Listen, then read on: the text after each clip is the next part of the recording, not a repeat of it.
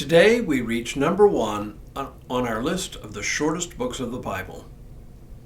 Sometimes people write long letters to friends, though I'm afraid to say it is becoming a dying art.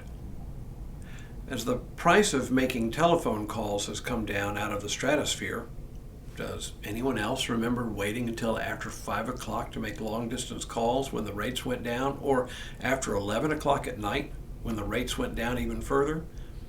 Picking up the phone and calling someone just to chat has reduced the need for most personal correspondence. And even more recently, of course, people use email and text messaging for more focused communications. But there was a time when people actually sat down nearly every day to write friends or family in faraway places. Sometimes they were long missives, catching friends up on the latest news.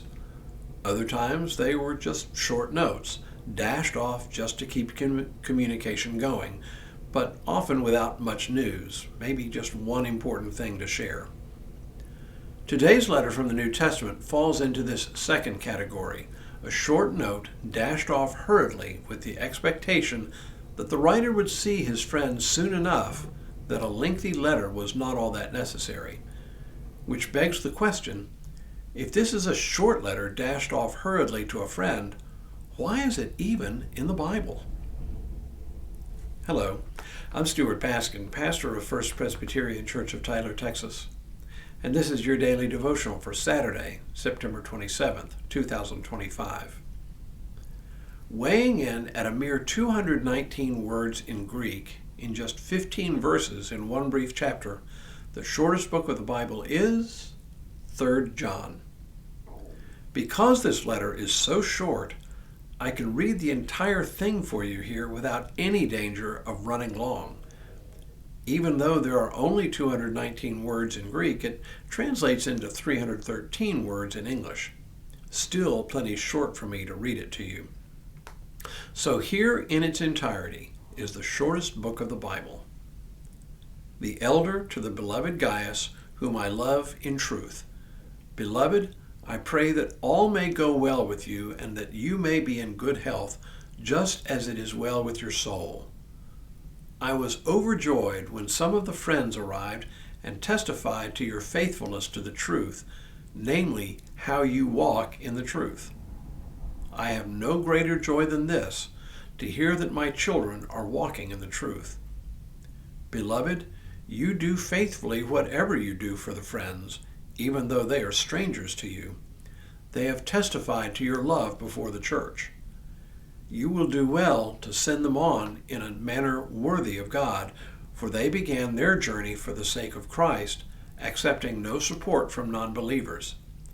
Therefore, we ought to support such people so that we may become co-workers with the truth. I've written something to the church, but Diotrephes, who likes to put himself first, does not acknowledge our authority. So if I come, I will call attention to what he is doing in spreading false charges against us. And not content with those charges, he refused to welcome the friends, and even prevents those who want to do so, and expels them from the church. Beloved, do not imitate what is evil, but imitate what is good. Whoever does good is from God. Whoever does evil has not seen God. Everyone has testified favorably about Demetrius, and so has the truth itself. We also testify for him, and you know that our testimony is true. I have much more to write you, but I would rather not write with pen and ink. Instead, I hope to see you soon, and we will talk together face to face. Peace to you. The friends send you their greetings. Greet the friends there, each by name.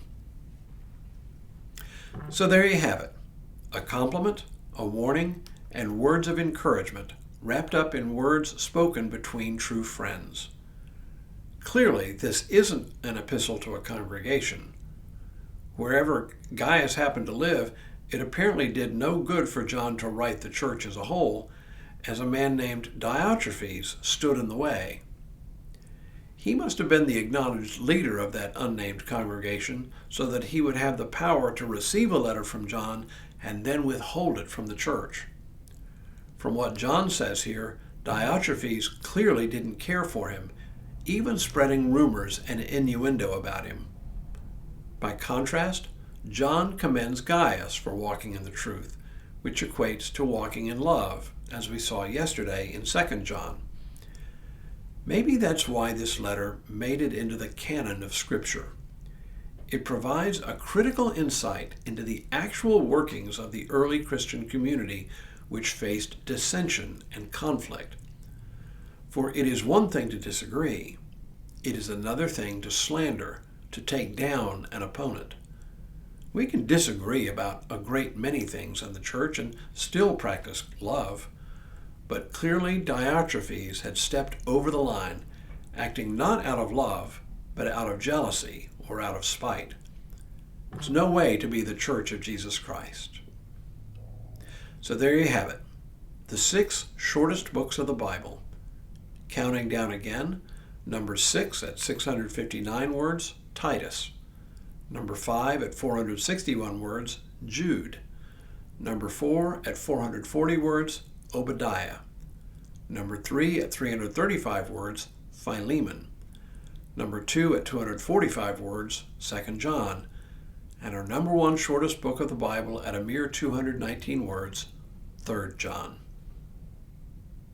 Now may God continue to bless you and keep you in all that you do this day and in all the days ahead.